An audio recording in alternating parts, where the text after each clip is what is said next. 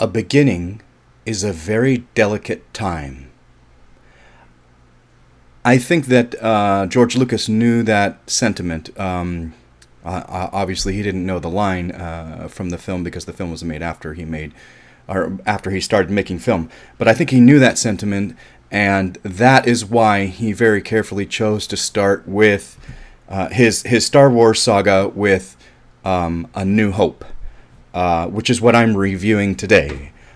Star Wars Episode 4, A New Hope. Now, for those of you who were alive back then, knew that that was not the name of the movie when it came out. It was just called Star Wars when it came out. So years later, when I heard people talking about A New Hope, I had no idea what they were talking about. And when they said it was Star Wars, I was like, oh, there's a Star Wars movie I don't know anything about? No, that's what the first one is called. Oh, okay. Well, he changed the title. Fine. Whatever. I am back in my room. My dog is... You okay, buddy? He's doing his sneezes again. Okay, so quick disclaimer. These are completely unedited, completely unfiltered. So whatever comes out of my mouth comes out of my mouth. If you hear my dog doing his reverse sneezes, you're going to get that in the video. And there will be spoilers. I will talk about films, not just Star Wars A New Hope, not just the movie that I'm reviewing, but a lot of times I talk about other movies that I find similar, something related, or somehow I end up talking about something. So as you can see, I am back in my little personal office, and it took far too long for them to fix the ceiling, which it looks great. Hopefully there's no problems next year when it rains. But I am back in this room, and I decided while it was empty, I took the opportunity to put up a new bookshelf. So now I have 3 bookshelves and plenty of things up there, and plenty of space for new books. Okay, so A New Hope. I am now back to the book. Yes, I missed 2 weeks, but the good thing was I got 2 weeks ahead. So this is challenge number 10. Not number 10 in the book, but this is the 10th one that I've done, and technically last week was week 10. So as long as this week I do another one, I am still on schedule with my 52 weeks. And this is challenge number 44, a film that has won Best Music Original Score. Okay, so absolutely won, Best Music original score for John Williams won for this. Now, before I really get into A New Hope, I don't want to review every single Star Wars film because I just don't think they're worth it. And I'm sure I'll talk about that at some point, but I did write a few quick notes for episodes 1, 2, and 3.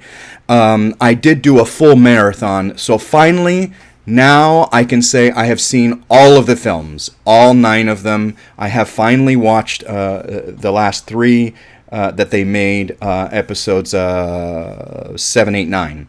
I finally watched them. So I just want to do a couple of quick notes of 1, 2, and 3. So 1, The Phantom Menace. I hope that I remember my notes because I did this so long ago. Weeks ago, I watched these movies. I did a whole marathon before I knew that they were going to come and finish the film or fix the ceiling, so I didn't get a chance to record these in time. I was not in this room, and I wanted to make sure that my Star Wars stuff was in the background when I did these, and I wasn't in the other room. You made a kids movie. Okay, so Phantom Menace. I know a lot of people don't like it, and that's perfectly fine. I enjoyed it for what it was. You made a kids film. Why? You have the main character as a kid. You're talking about Anakin Skywalker when he was, 8 years old or whatever, or 10 years old. Who cares what the age is? So you made a kids film, and I enjoy it because it is a kids film, and I'm perfectly fine with that. Like the very first Harry Potter, actually the first 2 Harry Potters, you watch them like they are kids movies. There's no real adult theme. This is not for it's for an adult if you enjoy kids movies. I don't want to take too long. So yes, you made a kids movie with the first one, and I appreciate it for the fact it was what it was. I don't have a problem with Jar Jar. I know a lot of people have problems with Jar Jar. When I did my review of the Indiana Jones, I really go in depth of that. So if you want to hear my Jar Jar stuff, and who I really do not appreciate in film, you can watch that one. I don't have a problem with Jar Jar. He is who he is.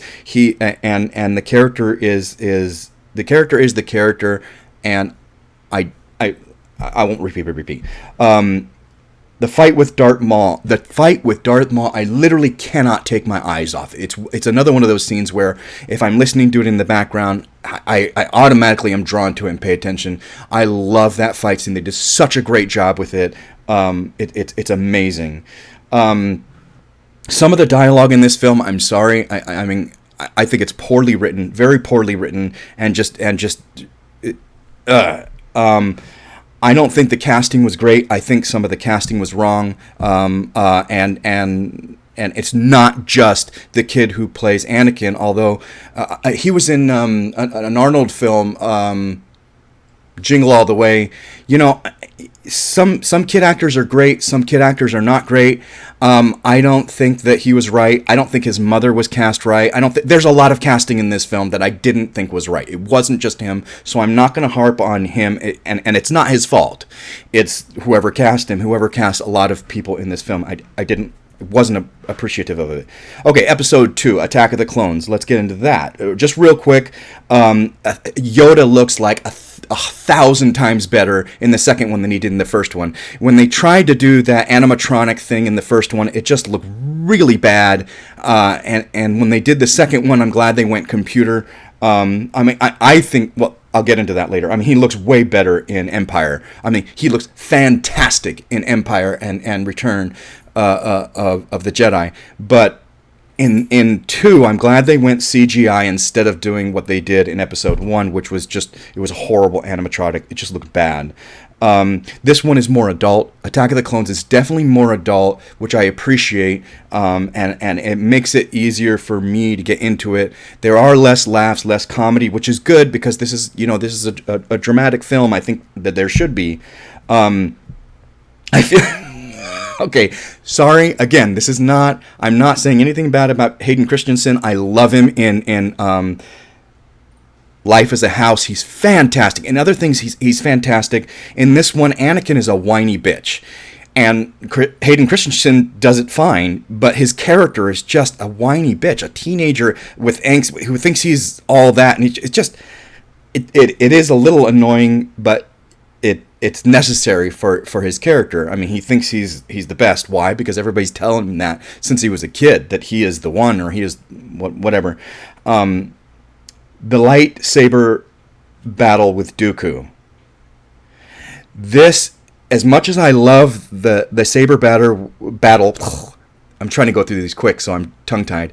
As much as I love the saber battle with Darth Maul, the one with Dooku in Attack of the Clones is still absolutely my favorite lightsaber battle of any of the Star Wars films. It's amazing, and it's not just what they do, but it's the cinematography. And when the lights go out and you see the ridiculous. Okay, so I used to do sword fighting. I did choreography for Hamlet and Romeo and Juliet, and we had people coming back to see Romeo and Juliet over and over and over because of the choreography I did with the fight scene between I played Tybalt and Mercutio. It was so amazing. People came back just to see the fight scene. Okay, so I know what fencing is. I know what sword fighting is. I know what and I know the difference.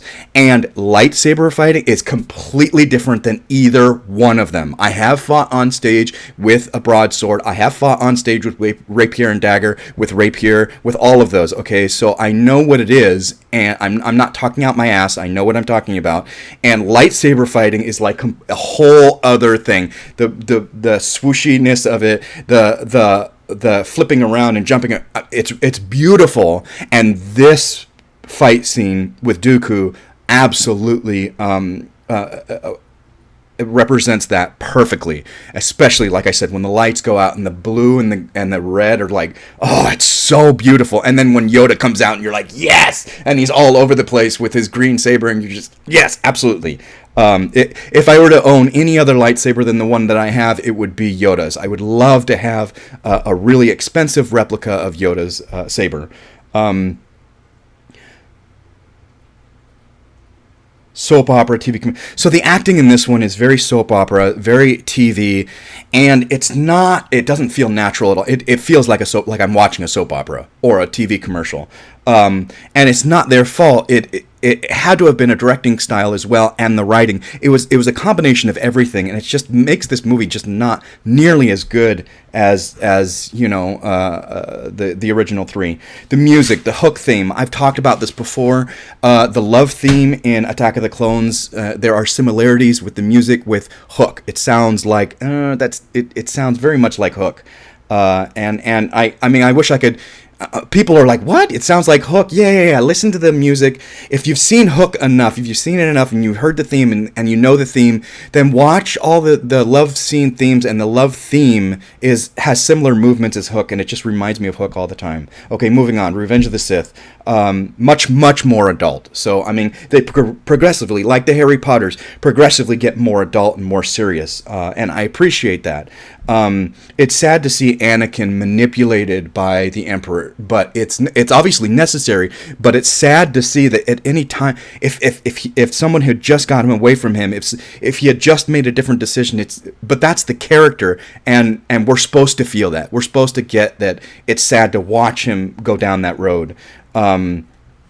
Instead of being, like the first movie was very Nickelodeon, it's very much a kid's movie. The second one almost feels like a made-for-TV movie or soap opera. This one feels a little more adult. It feels a little more like CW. Like, okay, we're stepping up. We're stepping up the quality of the story and the dialogue and the themes and everything. And I feel like this one is like the CW of them. I mean, Vader is one of the greatest villains of all time, and this one you get to see a little more of why he is who he is, and it's great.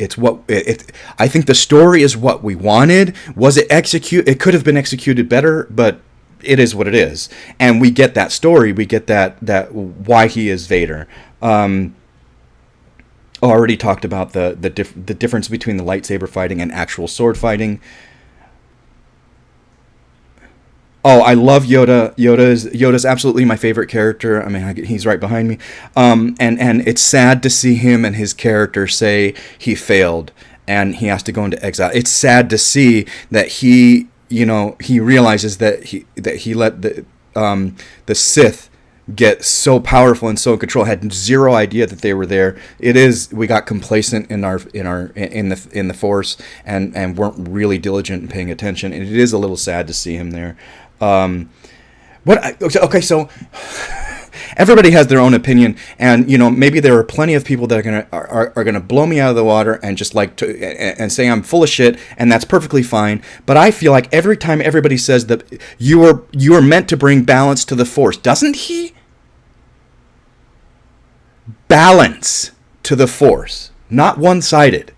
Okay? It has been very Jedi one-sided, Jedi-sided. It's absolutely Jedi heavy, absolutely. And we have two Sith. And how many Jedi? Okay? I'm not looking at balance to the Force as a morality thing where, the good should be the only one there. No. That's not balance to the Force. Okay, balance to the Force is 2 and 2. And that happens. At the end of this movie, there are 2 Sith Lords, the Emperor and Anakin and Vader, and there are 2 Jedi left, Obi-Wan and Yoda. Okay, that's balance. Right? Am I blowing shit out of my ass? Am I missing something? That's balance. Take morality out of it. Absolutely out of it. He was not there to make the Jedi the only one there and get rid of the Sith. No. You keep saying he was there to bring balance, and he did. Anakin brought balance to the Force. 2 and 2. Done.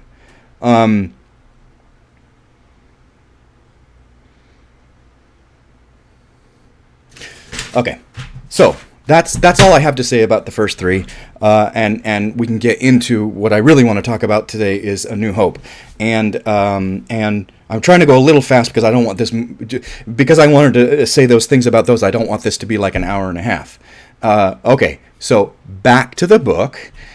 Movie title, Star Wars. I already talked about how it was not called A New Hope at the time. Year released 1977. Aspect ratio 2.35:1. Running time 2 hours and 1 minute. Genre action, adventure, fantasy. Action, adventure, fantasy. That's how it's labeled in IMDb. It's rated PG, starring a ton of people.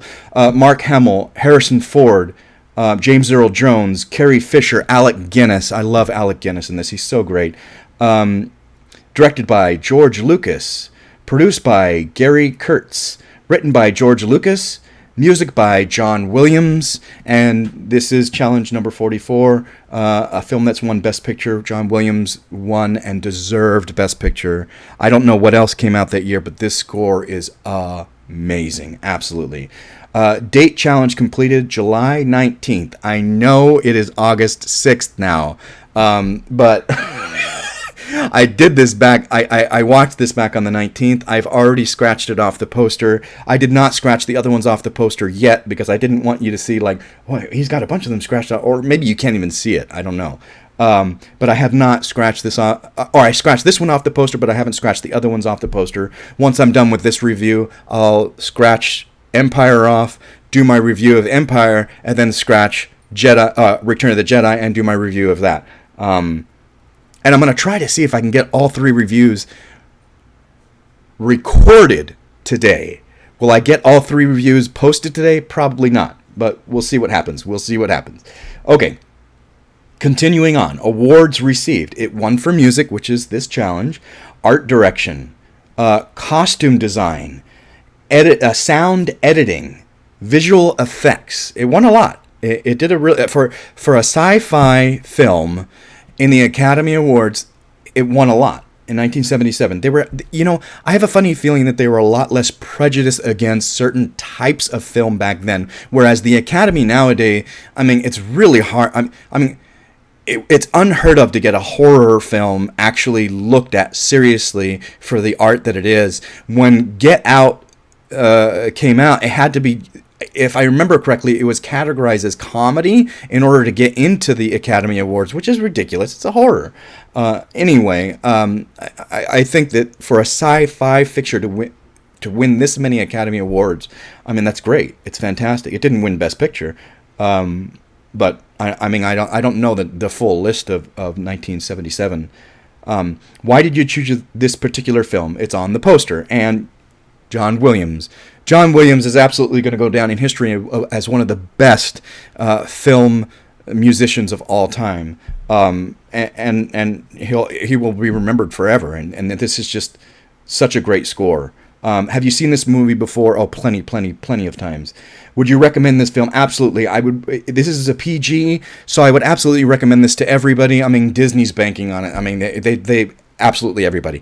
Anybody can watch this film. How would you watch it? Oh, okay. Do you watch 1, 2, and 3? Do you watch it in order? Absolutely not. If you have not seen these, I would never, ever, ever recommend somebody who has not seen these films to watch them in chronological order. 1, 2, 3, 4, 5, 6, 7, 8, 9. Absolutely not. Why? Because there are too many things in this one that you're not supposed to know yet.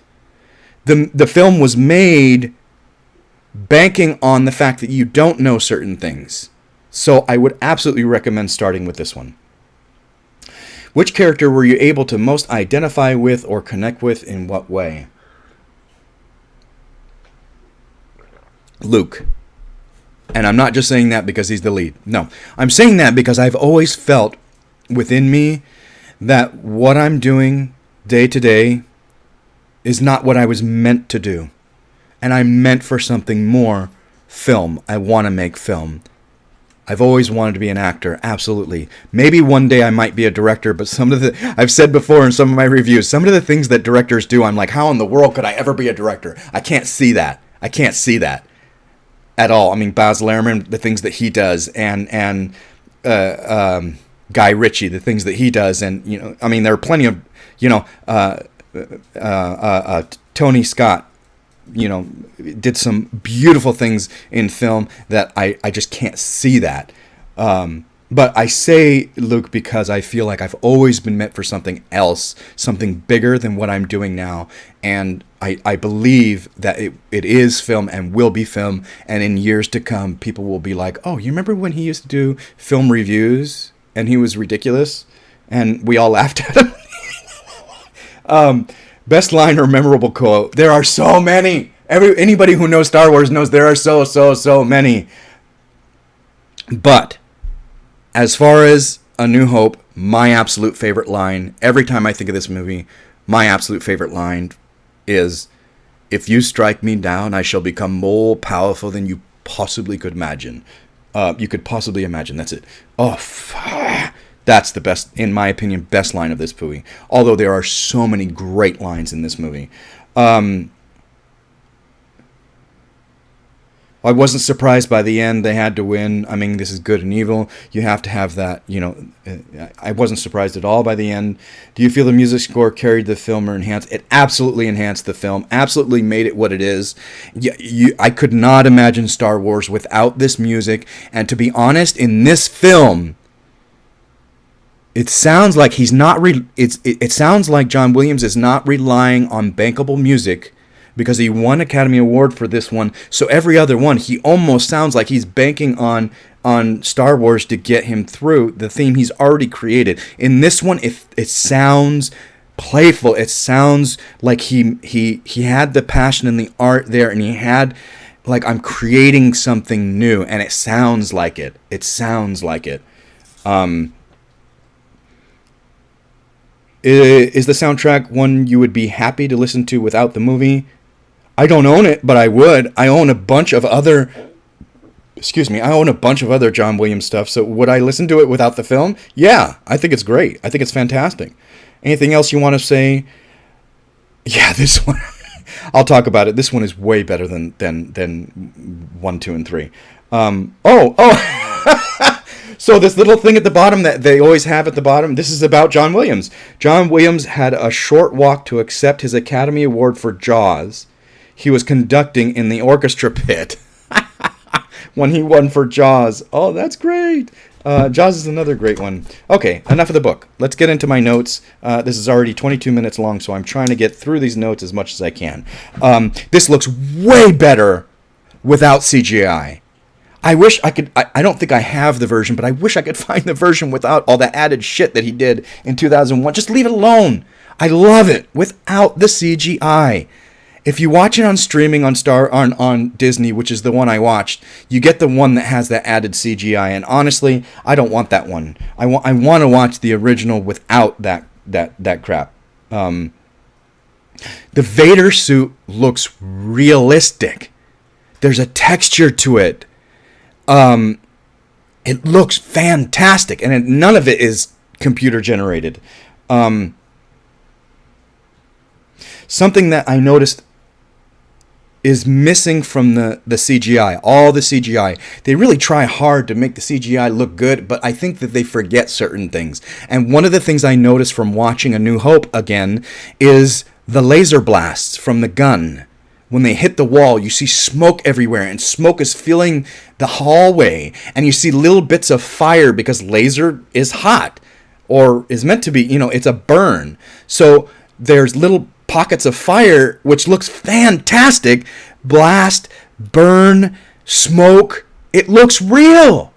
Whereas CGI, it looks fake. It is fake, and it looks fake. Whereas this looks real. It looks fantastic. I think that they got to stop doing that. Yeah. So C-3PO and R2-D2 are all the comic relief you need. And in this one, the writing is so much better in this one. The writing is so conversational and wonderful in this one. And you get real people. I feel like you get real people talking about real things instead of the first three where you feel like I need to say this because it's important and it furthers the plot. And that's what I mean by it sounds soap opera-y. Almost anything comes out of anybody's mouth is almost soap opera-y because we have to make a point or we have to further the plot. Whereas A New Hope is very conversational and very real, and everybody is so on point and great. All the acting is wonderful in this, and and it feels conversational, and we're just in the lives of and watching. And I think C-3PO and R2-D2 are written so well that they are the perfect comic relief, and they are literally just bouncing off each other, and it feels real. It doesn't feel fake. It doesn't feel like a comedian wrote their lines. It's written really, really well, and all the talking is, C-3PO, R2-D2 doesn't say anything. All the bleeps. It's hilarious. It's brilliant. It's wonderful acting on his part. C-3PO. You know what? I hate that I don't know his name. Anthony Daniels. I did know his name. I just didn't know I knew his name. Anthony Daniels, yeah. He's so great in this. And it's all him. R2-D2 is just beep, beep, beep, beep, beep. But a very smart beeping. Whoever did the beeping for him did a really good job, because sometimes you can get that. Oh yeah, that's kind of what. Obviously, that's what he said. You don't need. You don't need a written comedy character like Jar Jar from the first one. Like I said, I don't mind Jar Jar because it was a kids movie. It's a Nickelodeon. You got to throw that character in there. In this one, you don't need it. You absolutely don't need it. You have C-3PO and R2-D2, which are amazing. Oh, I wrote this note, said I missed the cough drops, and I went, cough drop? Oh, the cough drops on the the cough drops on the Imperial outfits, the ranking, I love those. I missed them. I missed the cough drops. And when I was watching A New Hope, I was like, oh, the cough drops are back. I love that on their suits. The acting is better. The lines are better. No longer soap opera. I already talked about that. R2-D2 beeps and sound are too fun. I already talked about that. Oh, the clothing, the costumes.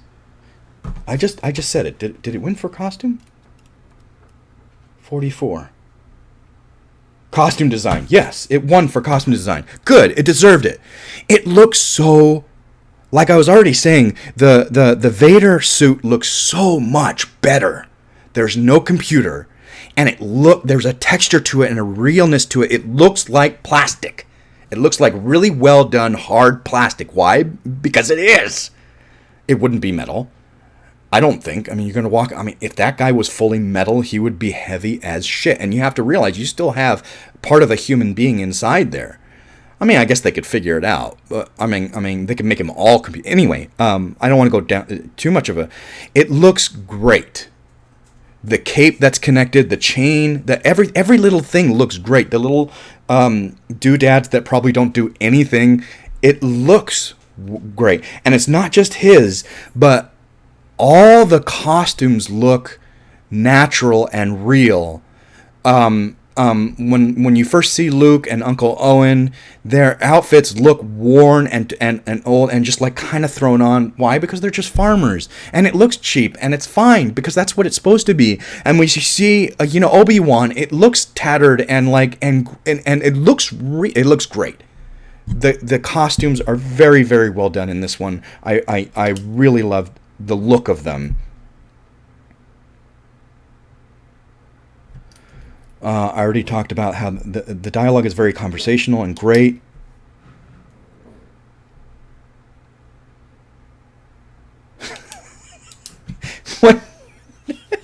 I love it when R2-D2 won't play. He'll play what does he say? He'll play the message for him if he takes the little tracker off, and he takes the tracker off. He's like, what message? What are you talking? Just you reconsider playing that message for him. R2-D2 and C-3PO are all the comedy you need.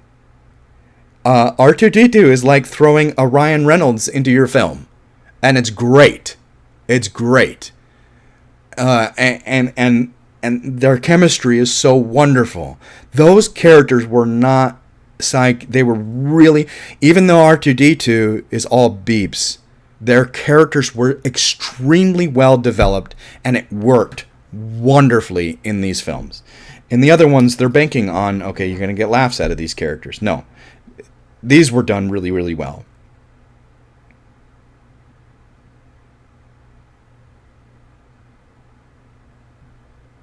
Already said that. Luke doesn't know who his father is. And we shouldn't know either because of what happens in Empire.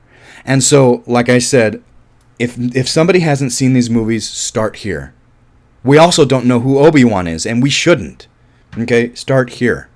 The music, again, I already said the music is so amazing in this one. It's so well done. It feels like he created something instead of fell back on something.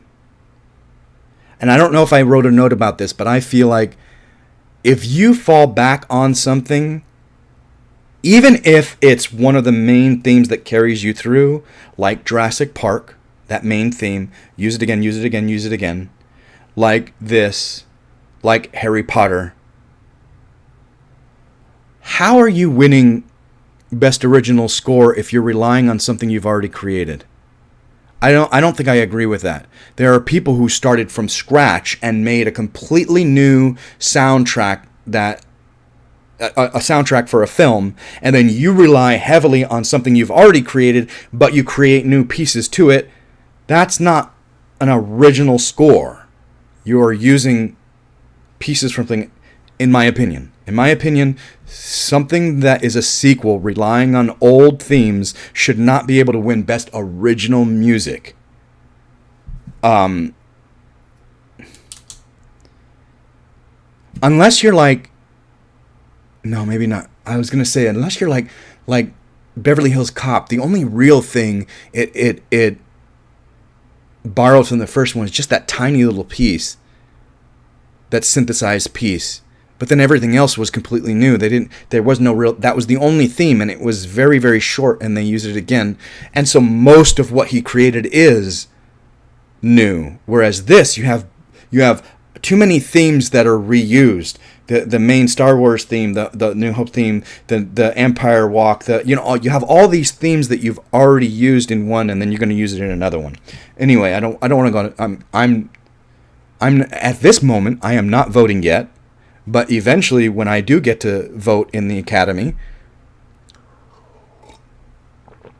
I will have my own opinions about what I will and won't vote for. Oh, the two line. When we first meet Obi-Wan, when we first meet Ben, I don't remember owning a droid. That line, and right after that, I haven't gone by Obi-Wan since before you were born. Okay, when you made this movie in the 70s, and then you went back and made, 30 years later, not 30 years later, 20-something years later, 20-something years later, you go back and you make the original, like you make the prequels, it's hard to make things line up correctly. I don't ever remember owning a droid. R2-D2 was his. Watch 1, 2, and 3, like, R2-D2 went with him everywhere. It was Obi-Wan's droid.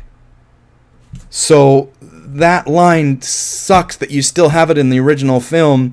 If you're going to edit anything from the original film, don't add fucking computer because it's gorgeous the way it is. Don't add computer shit. Take out that line.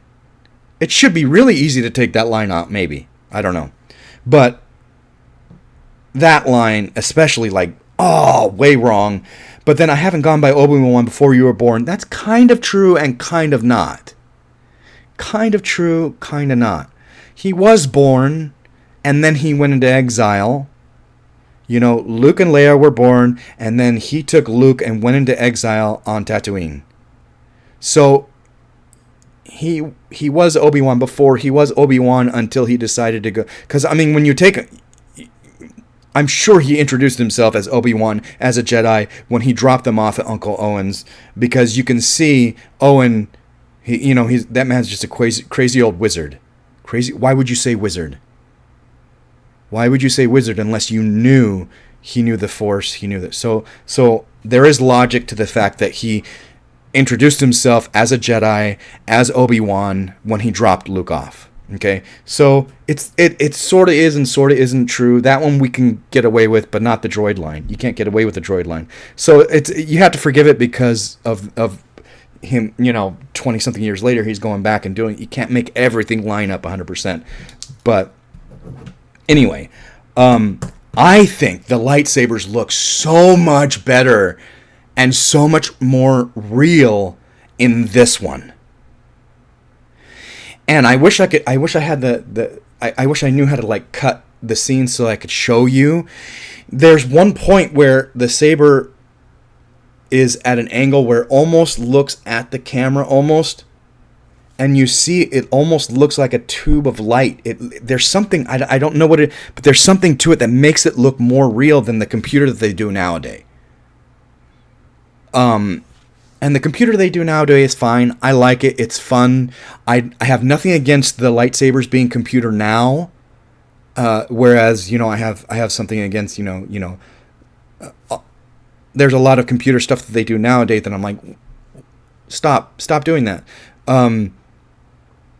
But the lightsabers, I absolutely love the look of the lightsabers nowadays. They look great. They look fantastic computer. But in this one, it looks a little more realistic. It's not like, I don't know how to explain it. It's not like, I don't know how to explain it. I just like the look of it. It looks more real. And it's a little more subdued, where it looks like it could be a blade, a laser blade, whereas the new ones look like it looks like a light, a controlled light. I love that it's slightly glitchy, whereas the new ones are not glitchy. Watch these ones, the light is kind of, it's a little glitchy. It's really cool. It just makes it look real. That texture makes it look real. I love the sabers in these ones. Another great line. I find your lack of faith disturbing. Absolutely. Another great line in this movie. I mean, a lot of Vader lines are great in this one. That part when I find your lack of faith disturbing, and he does the Force, is the first time we see the Force being used. And it's sad to see the first time we see the Force being used by Vader for evil. But it's necessary. It's part of what made Vader amazing, because the first time we see it practically in the film, we heard it talk about a couple of times, but the first time we actually see it being used, he's using it for choking that guy. I love that, and it's a great little scene. And then he backs him off, and you realize, oh shit! Now as an audience, it's our first intro, and we're like, whoa. That's the Force. That's what it can do. What else can it do? Natural. Okay, so Luke deciding to go with Obi-Wan and follow the path of his father. Now that he has some information of his father, I'm sure Uncle Owen, much like when he was like, Obi-Wan is just an crazy old wizard in the desert. Much like Obi-Wan, he is written off, probably to a higher extent, he has written off Anakin Skywalker, because he knows who Anakin Skywalker is and doesn't want Luke to know who he is at all. Okay? So Luke doesn't know anything about his father. The stupid little stories that he tells about, he was a pilot for the Resistance, he fought in the war, and that's probably all he ever told him. Okay? So Luke doesn't really know who his father is. And when he finally finds somebody who does know who his father is, knows about his father, who fought with him, who was friends with him, and then he hears that Vader killed his father, and Obi-Wan says, you must come with me and learn the ways of the Force. But he's like, no, I got things to do here. When he finds out that his aunt and uncle are dead,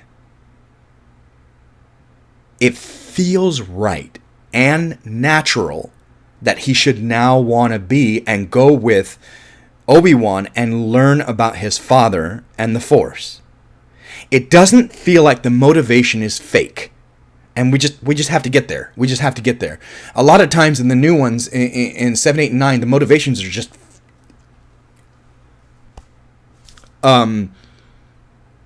People took a lot of time to make movies that not nearly as natural, not nearly written as nearly as well as this. And it's simple. You got us there. It feels right, and it's simple, and we're with him. You know, it doesn't feel forced or contrite or stupid or it doesn't feel like it feels right. That first attack with the lightsaber. Okay, so we've seen the lightsaber because Luke, uses his father's. He doesn't use, but he plays with it a little bit. That's the first time we see it. But the first time we see it used, we almost don't see it in the bar. When he takes that guy's arm, when Obi-Wan takes the guy's arm off. Excuse me. We almost don't see it, but we know he used it. And then I noticed something this time around. I might not have noticed this before. I don't know. Maybe I did. But there's blood. When he takes the guy's arm off and the guy goes, and there's blood. Doesn't the saber cauterize? Isn't that part of the point of Disney being okay with it? Because it cauterizes and you don't have to use any blood? I was like, whoa, there's blood. Okay. He took the guy's arm off and there's blood. When he chopped Anakin up, there was no blood. I'm sorry. When he chopped Anakin up, I'm sorry. I can't believe that came out of my mouth. Yes, when he chopped Anakin up, there was no blood. I just thought that was interesting. I was like, oh, there's blood.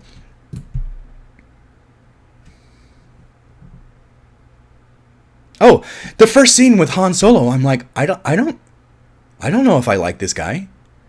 It's so short and concise. We don't know anything about him.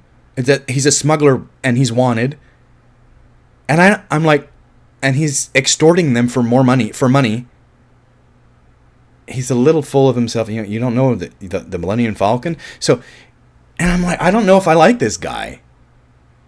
Okay, I don't remember the first time I watched this film. And I can probably guarantee you I did not watch A New Hope before I saw Return of the Jedi. Return of the Jedi was probably the first one I saw, and I got really hooked on it and then went back, and I think I watched the other ones. I was not old enough to watch these in the movie theater because Return of the Jedi didn't come out until 1984, I think, and I was 3.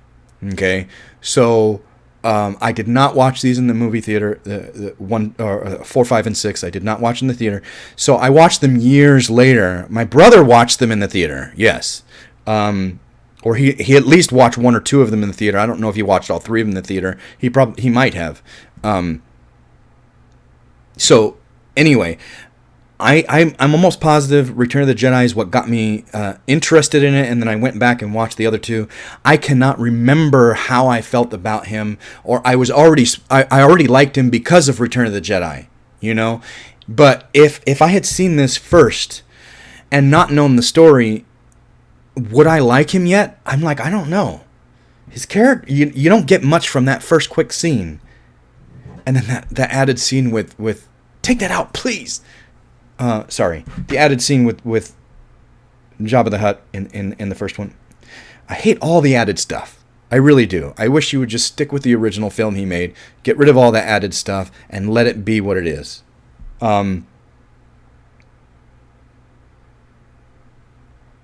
How many characters are so great and never say a word? R2-D2, I already explained. His beeps were done so well that you get a character out of him. And Chewbacca is the same. He's so amazing, fucking great. And he never says a word.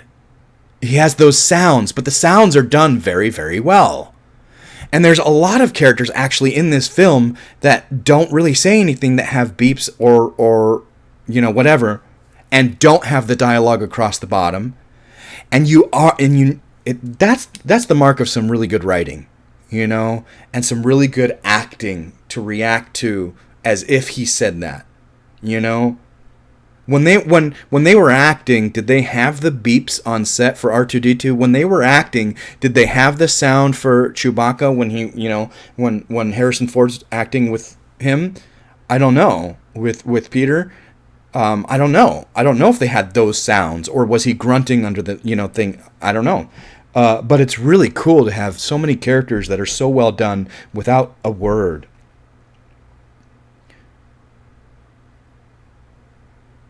Oh, so when I do find that I like Han Solo, I like him. He's not my favorite character, not by a long shot, but I do like him. When I find out I like him in this one is when they're all in the ship and he doubts the Force. And he has that conversational, I've been, one end of the galaxy to the next, and I never saw anything that, connects it. That's when I like him, because that's when I really get a sense of his character. He may be a little full of himself. That's fine. That's the character. He may be a little, doubtful. That's fine. That's the character. I get it. That part is when I really fall for, okay, I like Han Solo. I enjoy his character, and when he says, and then when he explains, about the Wookiee losing, yeah, but a droid doesn't tear your arms off when he loses. Yeah. So then I'm like, okay, I like this character. I like this guy. He's funny. He's good. The personality is there. I like it. That's when, yes.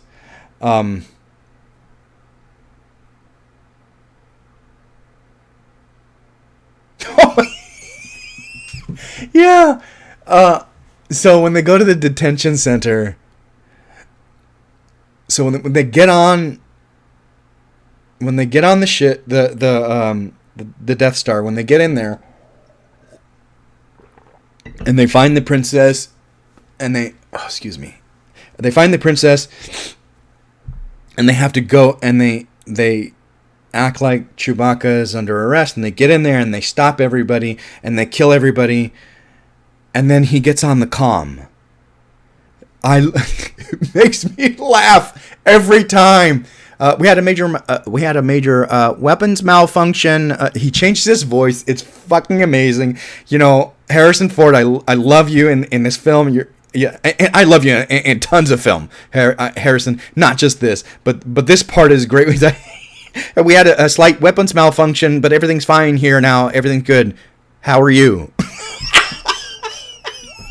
It makes me laugh. How are you? It makes me laugh every time. It's just ridiculous. What an incredible smell you've discovered. Another one. He's got a lot of great lines, and his personality is so great. When he was younger, he was almost the Ryan Reynolds of the time, charming and hilarious and quirky and fun. In this one especially, maybe not in the other ones because his character's a little different in the other ones, but in this one especially, he's just he's too funny. He's too funny. I love that automatic that automatic polar opposite, like trying to put two wrong ends of a magnet together, him and Leia, like automatically right away. And no reward is worth this. So, so I love that they started out the characters that way. And what do they say when it's the girl you pick on the most, you like the most, or the boy you pick on, you like the most, I love that they started these characters out like you could not put them together if you tried, and then eventually they get together, which is fantastic. But it's just very well done, and all the little things they say to each other, and automatic hate each other. I love it.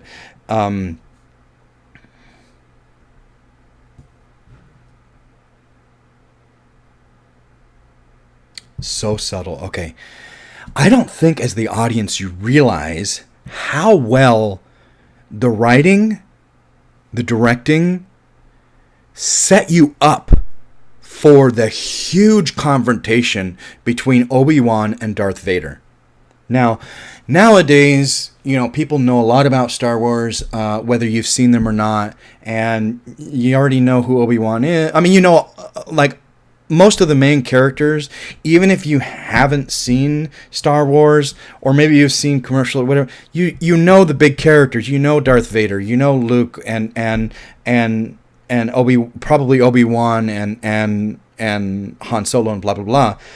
And so nowadays it's really hard to realize that they set you up subtly, very subtly. It's not in your face, but it's very subtly they set you up for this confrontation between Obi-Wan and Vader. And it's really, really, really well done. Watch this one again with that in mind. Watch the little pieces that they set you up, that Vader feels the Force, and since there's only two, there is balance. Since there's only two Jedi and only two Sith, and one Jedi and one Sith are never in this film. Well, you do see the Emperor, but and it's mainly one Jedi and one Sith. It's Vader and Obi-Wan. And so they set you up really, really well. There's a lot of little things that they do, and you know that this is important, and this is a big deal when they finally confront each other. It's just wow.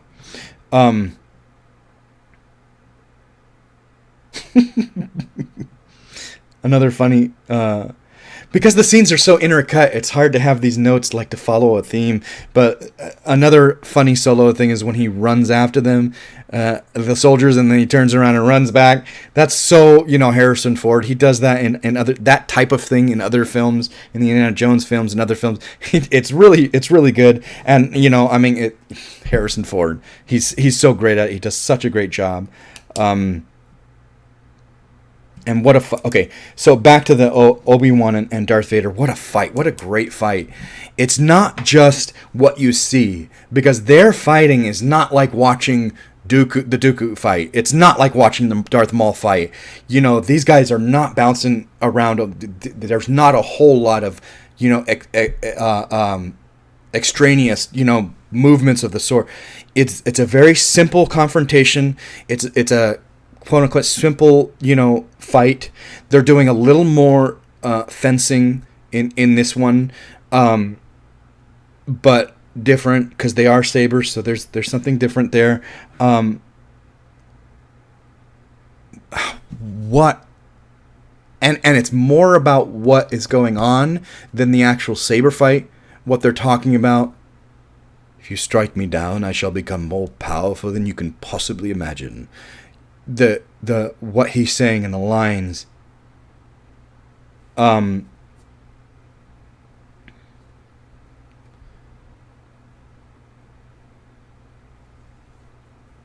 then when he gets killed, he goes on purpose. He knows he's going. He knows he's connected to the Force, and he waits until Luke watches. That's very clear. And it's very much on purpose. And then he basically lays his saber down and allows Vader. But does Vader really kill him? I think he chose to go.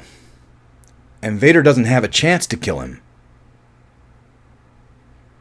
Is that clear? I don't know. Has somebody else said that? I don't know. Am I full of shit? I don't know.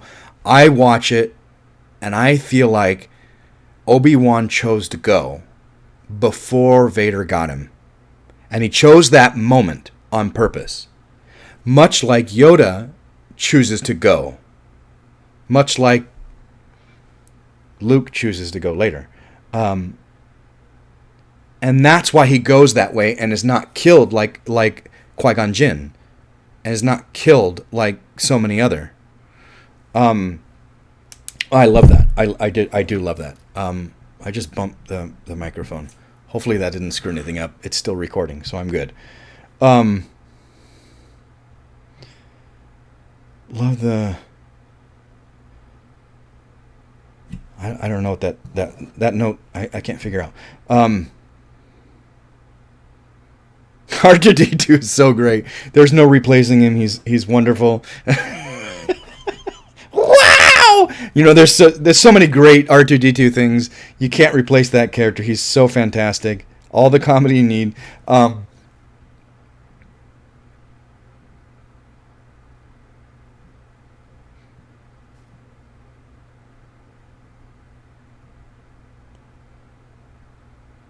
We believe his line to Vader. Oh, Obi-Wan.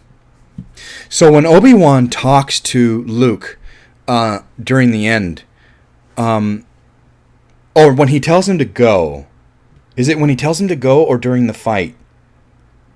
It's during the end fight when he's telling him to let go, and Luke is in the ship, and to stretch out with your feelings, and Obi-Wan is still guiding Luke, and he's still there, and Luke can not just feel him but actually hear him.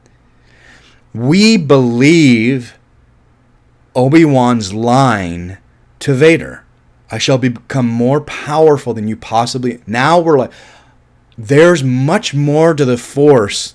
I mean, of course, this is the first film. There's much more to the Force than we realize. And there's much more to the Force than they've shown us so far in the film. And that's part of what I like about this one. We're constantly learning new things about the Force, as we do in the first 3 films. The ridiculousness of, like, oh my God.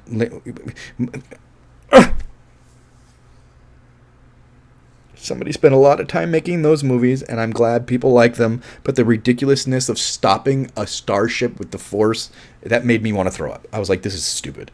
Anyway, that's in like 7 or 8 or whatever. I like that in this one we are learning new things about the Force.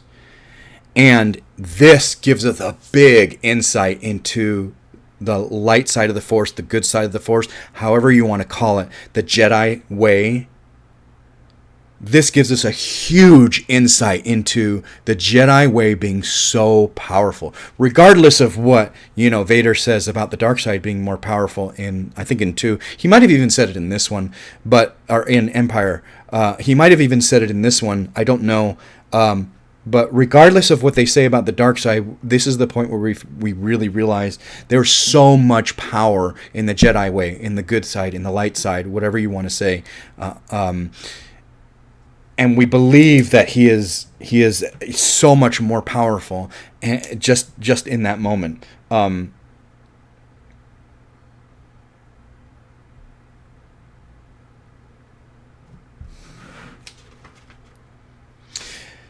Luke and Han.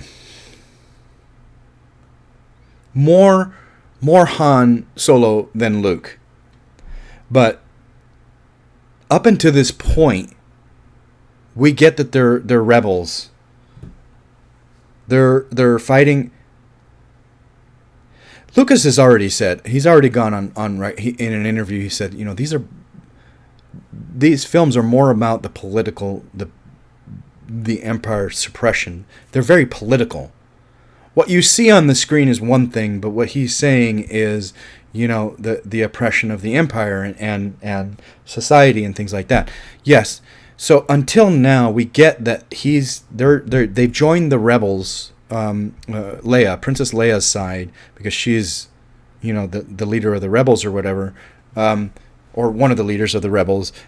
So we get that they are rebels, and up until now, Han is a mercenary. We know that he's a smuggler, not a mercenary. He's a smuggler. So we get that they have joined the rebels.